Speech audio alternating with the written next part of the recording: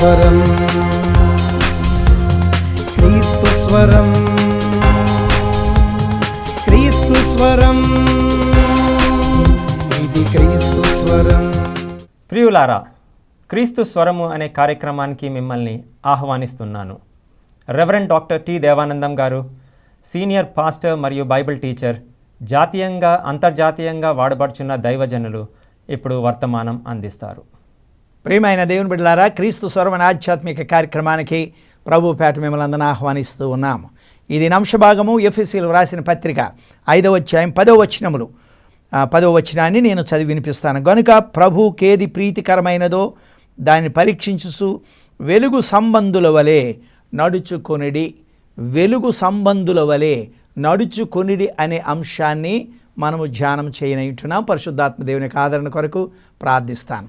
ప్రేమ నమ్మకమైన మా తండ్రి, వెలుగు సంబంధుల వలె నడుచుకొనుట అనేటటువంటి భావము ఏమై ఉన్నదో మాకు తెలియచేయమని, వినిచిన ప్రతి వారిని కూడా వెలిగించమని యేసుక్రీస్తు పేరట వేడుకొనుచున్నాము తండ్రి, ఆమేన్.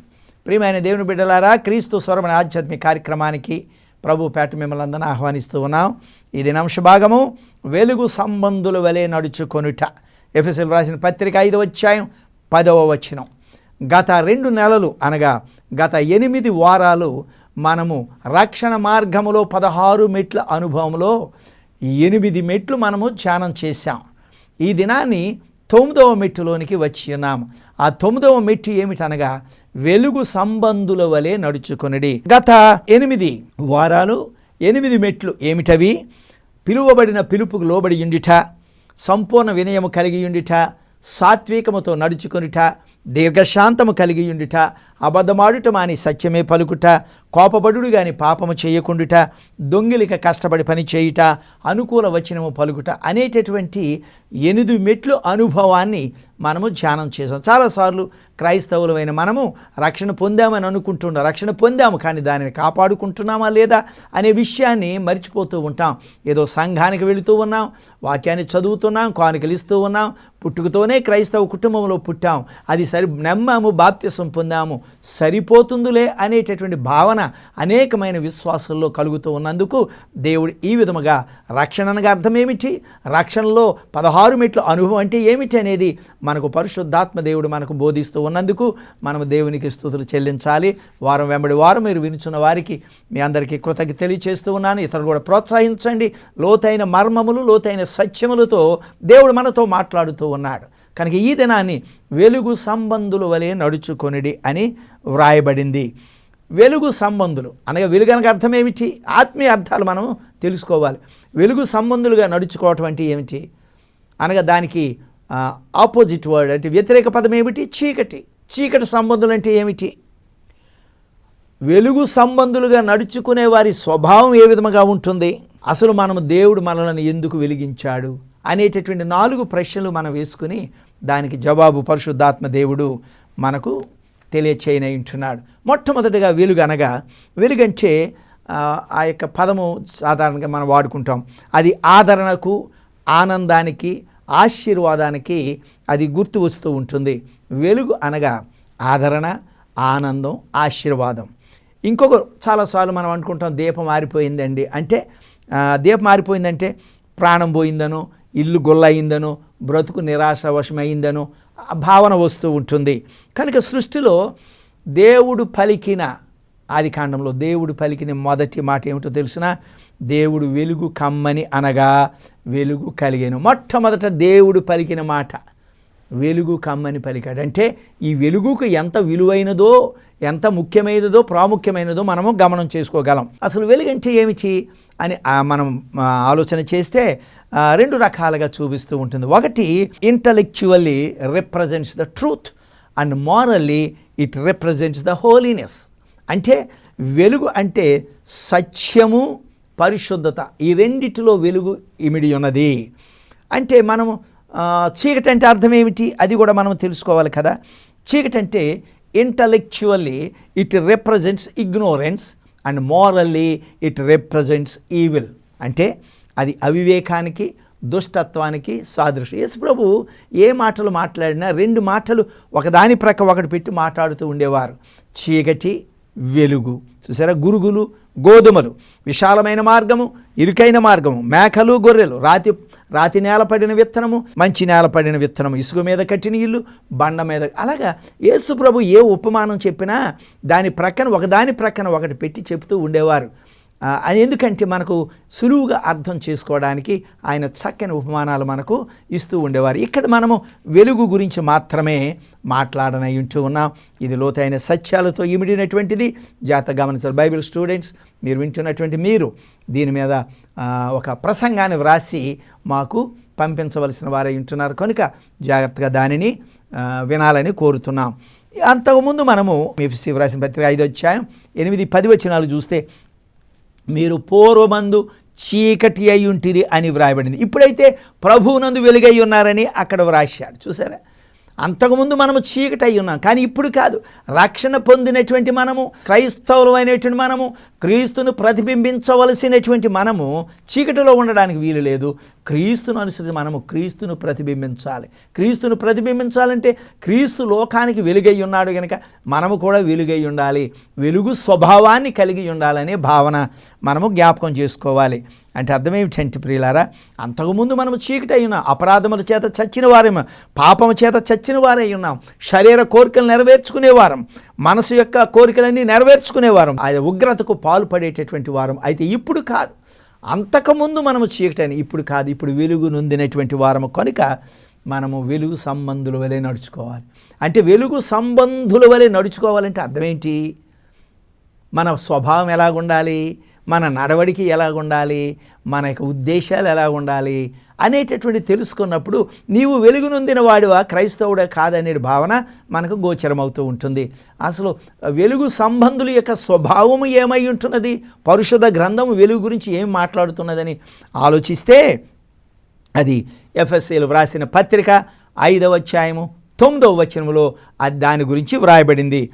వెలుగు ఫలము సమస్త విధములైన మంచితనము, సమస్త విధములైనటువంటి నీతి, సత్యమను మాటలో కనబడుతుంది. All goodness, all righteousness and all truth. వెలుగంటే అర్థం ఏమిటి? 3 మాటలు అపోస్తలుడైన పౌలు వ్రాశారు, గమనించండి. వెలుగు ఫలము సమస్త విధములైన మంచితనము, సమస్త విధములైనటువంటి నీతి, సమస్త విధములైనటువంటి సత్యములో ఇమిడి ఉన్నదని అపోస్తలుడైనటువంటి పౌలు ఎఫెసీయుల సంఘానికి వ్రాస్తూ 5వ అధ్యాయం 9వ వచనంలో ఉంది. 3 మాటలు వెలుగు గురించి మాట్లాడారు. వెలుగు నొందిన బిడ్డలు అనగా వారి స్వభావము ఏ విధముగా ఉండాలట? 1 మంచితనము, 2వది నీతి, 3వది సత్యము. ఈ వెలుగు నొందిన బిడ్డలకు ఈ 3 స్వభావాలతో నిండి ఉండాలి. మంచితనం ఉండాలి, నీతి ఉండాలి, సత్యం ఉండాలి. అనగా అర్థం ఏమిటి? మరలా దీనిని ఎలాగ అర్థం చేసుకోగలుగుతాం? మంచితనం అంటే ఏమిటి, నీతి అంటే ఏమిటి, సత్యం అంటే ఏమిటి, అది అర్థం చేసుకున్నప్పుడు నిజముగా మనము వెలుగు నొందిన బిడ్డలముగా ఉంటున్నామా లేదనేది మనకు అర్థమవుతూ ఉంటుంది. మొట్టమొదటిగా మంచితనం అంటే ఏమిటో ఒకసారి ఆలోచన చేద్దాం. మొదటి మాట మంచితనం. మంచితనం అంటే అతనికి ఉన్నటువంటి స్వభావము మంచిదై ఉండాలి. అతని స్వభావము మంచిదై ఉండడం మాత్రమే కాదు, ఆ మంచితనము ఇతరులకు మేలు కలిగించేదిగా ఉన్నప్పుడు మాత్రమే అది మంచితనముగా పరిగణించబడుతూ ఉంటుంది. ఒక చిన్న ఉదాహరణ చెప్తాను ఈ మంచితనానికి. ఒక వ్యక్తి 60 సంవత్సరాలు నిండిన తర్వాత ఉద్యోగ పదవి విరమణ అయిపోయిన తర్వాత రిటైర్మెంట్ అయ్యాడు, ఇంటికి వచ్చేసాడు. తర్వాత పెన్షన్ ఆఫీస్కి వెళ్ళాడు. పెన్షన్ ఆఫీస్కి వెళ్ళి పెన్షన్ కొరకు వెళ్ళినప్పుడు ఆ పెన్షన్ రావటం లేదు. అక్కడ ఉన్నటువంటి ఉద్యోగి క్లర్క్ ఏమంటున్నాడంటే, అయ్యా నీ పెన్షన్ రాదు, కారణం ఏమిటంటే నీ కాగితాలు, ఇక్కడ ఉన్నటువంటి కాగితాలు సరిగా లేవు, కొన్ని కాగితాలు లేవవి, కొన్ని మాత్రమే ఉన్నాయి కనుక ఆ లోటు ఉన్నది కనుక నీకు పెన్షన్ రాదంటూ ఉన్నాడు. ఆ వ్యక్తి ఏం చేయగలుగుతాడు? అతని చేతిలో ఏమీ లేదు. అక్కడ కాగితాలు సరిగా లేనంత మాత్రాన ఇతను పెన్షన్కు నువ్వు నిరాకరిస్తావా? కాదు కదా. అయితే ఈ వ్యక్తి అంటాడు, అయ్యా కొంత డబ్బన్నా తీసుకొని నా పెన్షన్ వచ్చేలా చూడు అంటాడు అనుకోండి. అలాగన్నప్పుడు లేదు నేను అసలు లంచం అనేది తీసుకోను అని తన మంచితనాన్ని ప్రదర్శిస్తూ ఉంటాడు. ఎందుకని? లంచం తీసుకోలేదు కనుక నేను మంచివాడనని అతను అనుకుంటున్నాడు. మంచితనం అంటే అది కాదు. మంచితనం అంటే అతనికి పెన్షన్ వచ్చేలాగా చూడడమే మంచితనం. అంటే నీకున్న మంచితనము, లంచం తీసుకోకపోవడం అనే మంచితనము ఈ వ్యక్తికి ఉపయోగకరంగా ఉండాలి, మేలుకరంగా, అప్పుడే అది మంచితనం ఉంటుంది. అతను ఏం చేయాలి, అక్కడ ఉన్నటువంటి క్లర్కు ఇక్కడ ఏదైతే లోటు ఉన్నదో ఇక్కడికి ఫోన్ చేసి కానీ పై అధికారులతో చెప్పి కానీ ఆ లోటును పూడ్చి అతనికి పెన్షన్ వచ్చేటటువంటి చేయుటయే అతనికి ఉన్నటువంటి మంచితనము లేకపోతే గొప్పతనము. కానీ ప్రియులారా, అనుకుంటూ ఉంటాం మా అబ్బాయి చాలా గొప్పవాడండి, మంచివాడండి, మా అల్లుడు చాలా మంచివాడు అంటూ ఉంటారు. చూసారా, ఆ మంచిదో ఎవరి జోలికి పోడు, ఎవరితో మాట్లాడు, అది మంచితనము కాదది.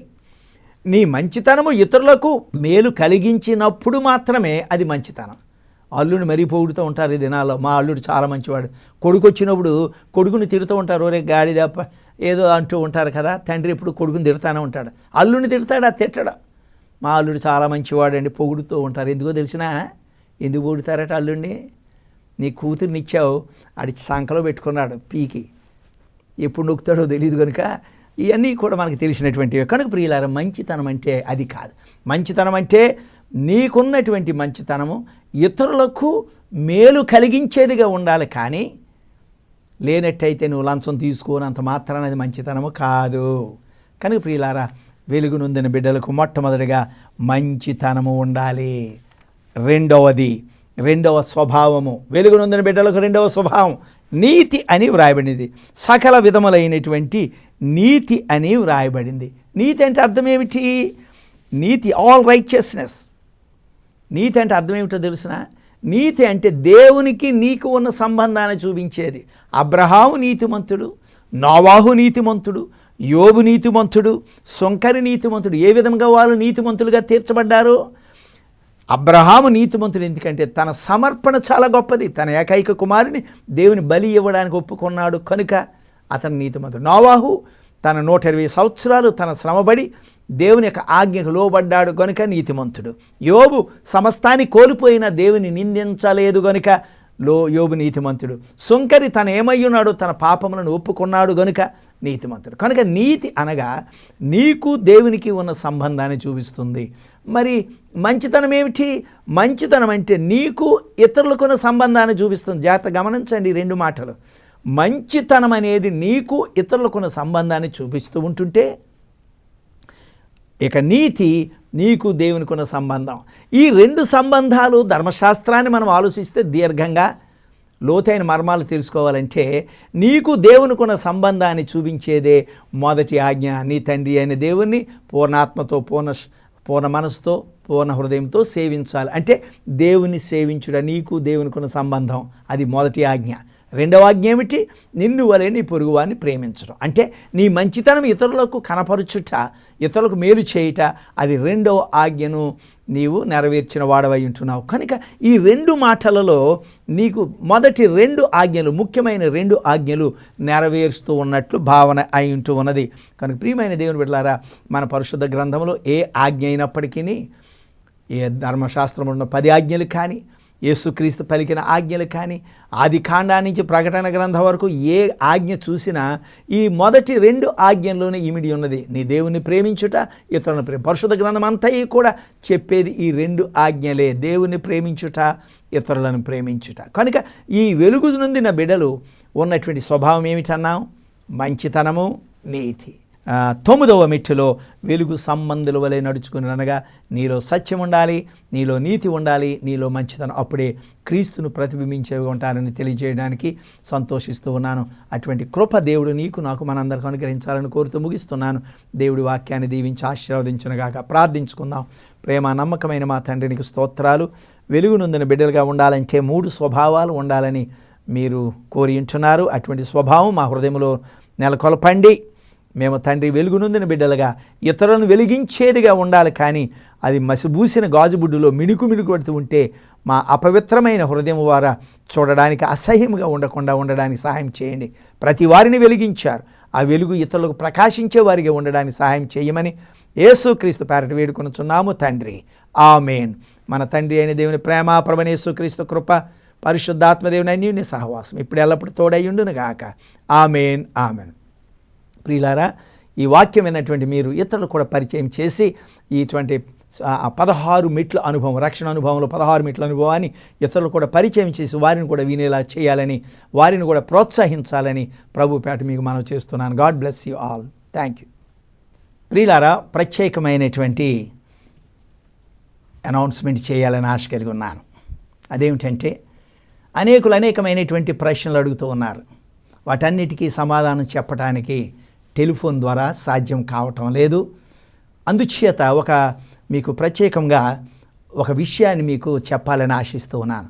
మేము స్థాపించినటువంటి Bible correspondence course, it is affiliated to vision and mission ministries USA. ఆ యొక్క యుఎస్లో ఉన్నటువంటి కాలేజీకు, యూనివర్సిటీకి అనుసంధానముగా పనిచేస్తూ ఉన్నది. అయితే వారిచ్చినటువంటి గైడ్లైన్స్ని బట్టి, వారిచ్చిన సిలబస్ను బట్టి ఇక్కడ మేము కరస్పాండెన్స్ కోర్సు మేము ప్రారంభించి ఉన్నాము. అందులో కావలసిన 9 డిగ్రీలు ఉన్నాయి. గ్రాడ్యుయేషన్ ఉంది, పోస్ట్ గ్రాడ్యుయేషన్ ఉంది, PhD డాక్టరేట్ కూడా ఉన్నది. అది మీ యొక్క చదువు యొక్క ఆ క్వాలిఫికేషన్స్ బట్టి ఏ కోర్స్ అయినను మేము నిర్ణయించి ఇవ్వడానికి సిద్ధంగా ఉన్నాం. ఈ యొక్క కోర్సు విషయంలో 5 ప్రత్యేకతలను సంతరించుకుందని చెప్పడానికి మీకు నేను సంతోషిస్తున్నాను.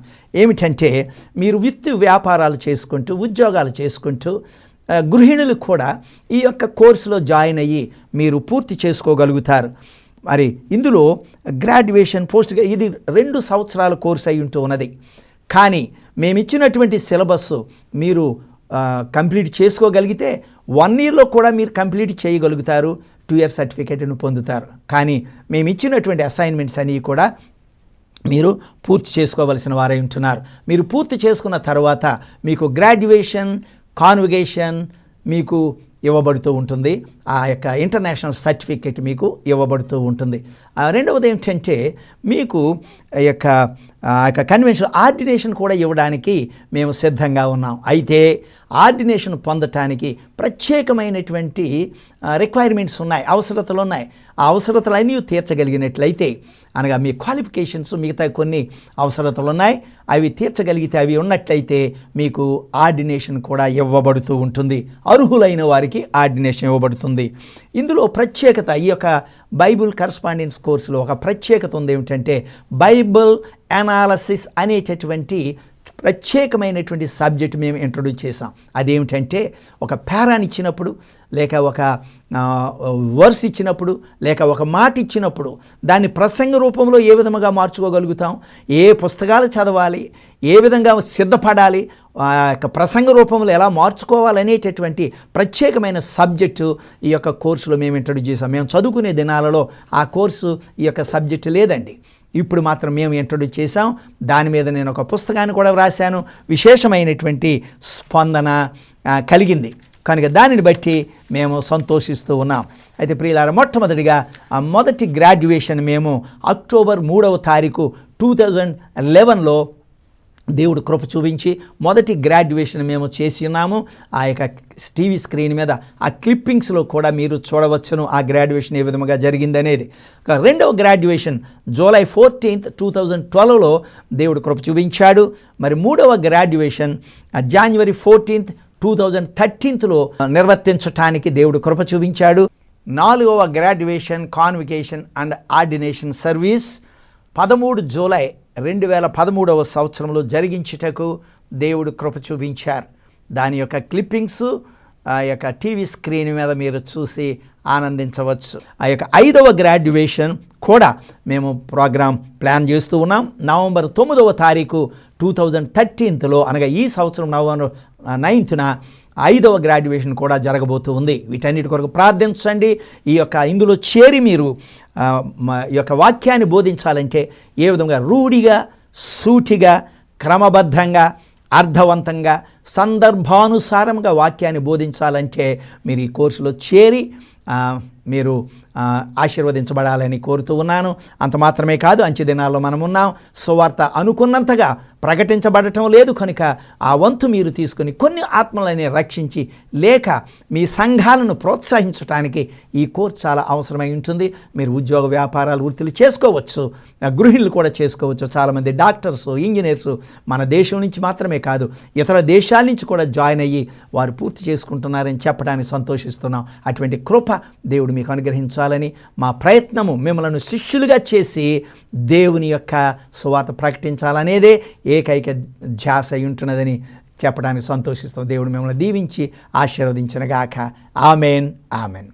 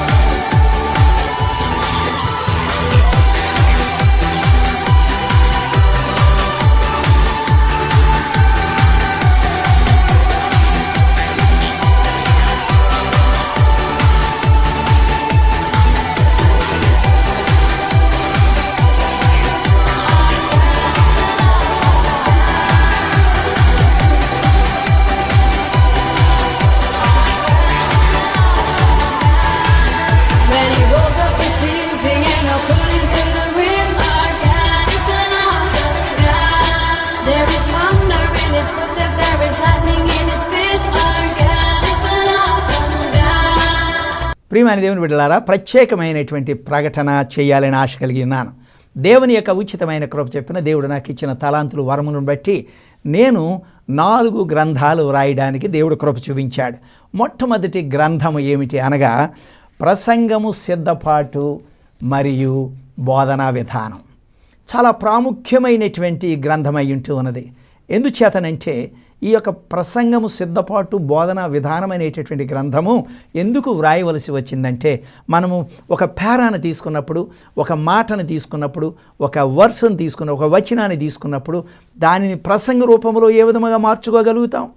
ఏ పుస్తకాలు చదవాలి, ఏ గ్రంథాలు రిఫర్ చేయాలి, దానిని 1 గంట సేపు మనము బోధించాలంటే, అనేకమైన ఆత్మీయ సత్యాలు గ్రహించాలంటే ఏ విధంగా సిద్ధపడాలి అనేటటువంటి విధానంగా మనను తర్బీదు చేయడానికి ఈ ప్రసంగము సిద్ధపాటు మరియు బోధన విధానం అనేది మనకు ఉపయోగకరంగా ఉంటుంది. అంత మాత్రమే కాదు ప్రియులారా, ఇక మనం ప్రసంగం ఏ విధముగా బోధించాలి, మన మాటల ఉచ్చారణ ఎలాగ ఉండాలి, మన యొక్క డ్రెస్ ఏ విధముగా ఉండాలి, తల ఏ విధముగా దువ్వుకోవాలి, కాళ్ళు ఎలా పెట్టాలి, మన ఉచ్చారణ ఎలాగ ఉండాలి, ఇవన్నీ కూడా క్రమబద్ధంగా ఏ విధముగా ఉండాలి అనేది కూడా ఇందులో క్రోడీకరించబడింది. మనము దేవుని యొక్క వాక్యాన్ని రూఢిగా, సూటిగా, క్రమబద్ధంగా, అర్థవంతముగా, సందర్భానుసారముగా మనము సిద్ధపడాలంటే ఈ గ్రంథము మీకు చాలా విలువైనది. సంఘ కాపరులు, ఎవెంజలిస్ట్కి, లేక మరి బైబిల్ స్టూడెంట్స్కు అందరికీ కూడా ఈ వాక్యం బోధించాలని తపన కలిగిన వారికి, ఆత్మను రక్షించాలని తపన కలిగిన వారికి ఈ యొక్క గ్రంథము చాలా విలువైనటువంటి గ్రంథముగా మీకు పరిచయం చేస్తూ ఉన్నాను. ఇది నేను రాసినటువంటి మొదటి గ్రంథమై ఉంటూ ఉన్నది. దేవుని ఉచితమైన కృప చెప్పిన మీరు ఇచ్చిన ప్రోత్సాహాన్ని బట్టి మరి ఒక గ్రంథాన్ని నేను వ్రాశాను. అదేమిటంటే ధన్యతల వేదిక 1 వచనం ప్రసంగం. యేసుక్రీస్తు ప్రభువు ఆ కొండ మీద చేసిన ప్రసంగం మత్తయి 5, 6, 7 అధ్యాయాల్లో కొండ మీద ప్రసంగం చేశారు. ఆయన ఒక్క మాటతోనే చెప్పారు. ఆ ఒక్క మాటలో అనేకమైన ఆత్మీయ సత్యాలు ఇమిడి ఉన్నాయి. ఏమిటి ఆత్మీయ సత్యాలు? ఉదాహరణకు ఆత్మ విషయమే దీనులైన వారు ధన్యులు, పరలోక రాజ్యం వారిది అన్నాడు. ఆత్మ ఏమిటి, మనస్సు ఏమిటి, హృదయం ఏమిటి, ఇవన్నీ క్రోడి ఏ విధముగా పనిచేస్తాయి అని అక్కడ వ్రాయబడలేదు. ఆత్మ విషయమే దీనత్వం అంటే ఏమిటి, అవన్నీ కూడా ఈ యొక్క గ్రంథంలో మీకు పరిచయం చేశాను. అంత మాత్రమే కాదు, అనేకమైనటువంటి మాటలు హెబ్రీ భాషలో లేక గ్రీక్ భాషలో వేరువేరు అర్థాలు చూపిస్తూ, ఉదాహరణకు మీరు లోకానికి ఉప్పు అయి ఉన్నారని యేసు ప్రభు చెప్పారు. లోకానికి ఉప్పు అంటే అతి సాధారణమైన వస్తువు, పదార్థం, సులువుగా దొరికే పదార్థం, చౌకగా దొరికే పదార్థం. ప్రభు అన్నాడు అక్కడ శిష్యులను, అక్కడ విశ్వాసులను చూసి, మీరు లోకానికి ఉప్పై ఉన్నాడంటే వారిని చులకనగా చూడడమా? కానే కాదు. మరి ఏమిటంటే దాని అర్థం ఏమిటంటే, గ్రీకులో థియాన్ అంటారు, THEON, థియాన్ అంటారు. థియాన్ అంటే ఇంగ్లీష్లో డివైన్, తెలుగులో పరిశుద్ధత అని భావన వస్తూ ఉంటుంది. కనుక మీరు లోకానికి థియాన్ అయి ఉన్నారు, అనగా మీరు లోకానికి డివైన్ అంటే మీరు పరిశుద్ధులు. నేను పరిశుద్ధుడై ఉన్నప్పుడు మీరును పరిశుద్ధులని చెప్పటానికి మీరు లోకానికి ఉప్పై ఉన్నారని ఆయన సంబోధించి చెప్పాడు. జ్ఞాపకం చేసుకోండి, అనేకమైన పదాలు ఈ విధముగా మనకు అర్థం కాక ఉప్పుకున్న లక్షణాలన్నీ విశ్వాసులు కలిగి ఉండాలని బోధించడం మనం చూస్తూ ఉంటున్నాం. సాత్వికం అంటే రుడీస్పాస్ అంటారు, చాలా విలువైనటువంటి మాటలు మాట్లాడాడు. దీర్ఘశాంతం, మ్యాక్రోథూమియా, ఓర్పు, హుపోమోం, ఇవన్నీ కూడా ఓర్పు, సహనము, దీర్ఘశాంతం ఒకటేనండి అని బోధించడం చూస్తూ ఉంటాం. ఒక్కటి కాదు, వేరువేరు పదాలు వేరువేరు విధాలుగా సందర్భాలలో వాడబడ్డాయని, దాని అంతరార్థం ఏమిటని ధన్యతలు చూపిస్తుంది. మూడవ పుస్తకం ఏమిటంటే పరలోక రాజ్య ఉపమానములు, ఆత్మీయ సత్యాలు అనేటటువంటి గ్రంథాన్ని మూడవ గ్రంథముగా నేను వ్రాసాను. అదేమిటంటే పరలోక రాజ్య ఉపమానములు, ఆత్మీయ సత్యాలు. ఏమిటి పరలోక రాజ్య ఉపమానములు? యేసు ప్రభు బోధించినప్పుడు పరలోక రాజ్యము ఆవగింజను పోలి ఉంది, పరలోక రాజ్యము చేపలు పెట్టి వలను పోలి ఉంది, పరలోక రాజ్యము పులిసిన పిండిని పోలి ఉంది అన్నాడు. ఇదేమిటి? పరలోక రాజ్యం ఏమిటి, పులిసిన పిండి ఏమిటి, ఆవగింజ ఏమిటి, చేపలు పెట్టే వాళ్ళు ఏమిటి, ఏ విధంగా అర్థం చేసుకో? పరలోక రాజ్యము ఇటువంటి వాటితో పోల్చాడు. అర్థం ఏమిటి? ఆత్మీయ సత్యం ఏమిటి? ఈ పుస్తకంలో పరలోక రాజ్యము, ఆత్మీయ సత్యాలు అనేటటువంటి గ్రంథములో నేను క్రోడీకరించి వ్రాసినటువంటిది. నాలుగో దేవుడు అదే యొక్క ప్రోత్సాహంతో నాలుగో పుస్తకాన్ని కూడా రాశాను. ఏమిటంటే సూచక్రియలు, అద్భుతాలు, ఆత్మీయ సత్యాలనే గ్రంథం, 4 గ్రంథాన్ని వ్రాశాను. ఇందులో అనేకమైన ఆత్మీయ, యేసు ప్రభు అనేకమైన సూచక్రియలు, ఆశ్చర్యకార్యాలు, అద్భుతాలు చేశాడు. ఆయన ఏదో చెయ్యాలని చెయ్యలేదు, ఆయన పరలోక ధర్మాన్ని, పరలోక మర్మాన్ని బోధించడానికి చేశాడు. ఏదో నిన్ను నన్ను మభ్యపెట్టడానికి మనలను, ఏమిటంటే పరలోక ధర్మము మర్మాన్ని తెలియచేయడానికి సూచక్రియల ద్వారా, ఆశ్చర్యకార్యాలు, అద్భుతాల ద్వారా. ఉదాహరణకు 5,000 మందికి ఆహారం పెట్టి నేనే జీవాహారం అయి ఉన్నాను అన్నాడు. చనిపోయిన లాజరును లేపి నేనే జీవను పునరుద్ధానం అని అన్నాడు. చూసారా? గుడ్డివానికి కళ్ళిచ్చి నేనే లోకానికి వెలుగై ఉన్నాను, నేనే లోకానికి వెలుగై ఉన్నాననే పరమసత్యాన్ని, పరలోక ధర్మాన్ని, మర్మాన్ని బోధించటానికి ఆయన సూచక్రియల ద్వారా, అద్భుతాల ద్వారా ఆయన చూపించాడు కదూ. అందుచేత అవన్నీ మీరు గ్రహించాలంటే ఈ యొక్క వాక్యాన్ని, ఇది యొక్క గ్రంథాన్ని చదవాలి. అనేక విషయాలు ఇది మీరు ఒకవేళ మీరు ఇతరులకు, అన్యులకు బోధించాలనడానికి వెళుతూ ఉన్నప్పుడైతే మీరు ఏం చేయాలో తెలిసినా మీరు బైబిల్ తీసుకోండి, తర్వాత ఆ యొక్క పాటల పుస్తకం తీసుకోండి. అన్యులకు బోధించడానికి వెళ్ళినప్పుడు ఈ గ్రంథాన్ని కూడా తీసుకువెళ్ళండి, మీకు అనేక విధాలుగా ఉపయోగకరంగా ఉంటుంది. లేదు పాస్టల్ కాన్ఫరెన్స్కి వెళుతున్నావు, అందులో వారికి బోధించాలంటే ధన్యతల వేదికని తీసుకువెళ్ళండి. అనేకమైన ఆత్మీయ సత్యాలు ఇందులో మర్మాలు ఉంటాయి.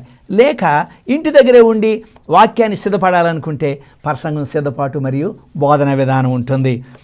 ఈ విధంగా వేరు సందర్భాల్లో, సందర్భాలలో మీరు ఉపయోగించడానికి దేవుడు నాకు కృప చెప్పిన, ఆయన కృప చెప్పిన 4 పుస్తకాలు రాశాను.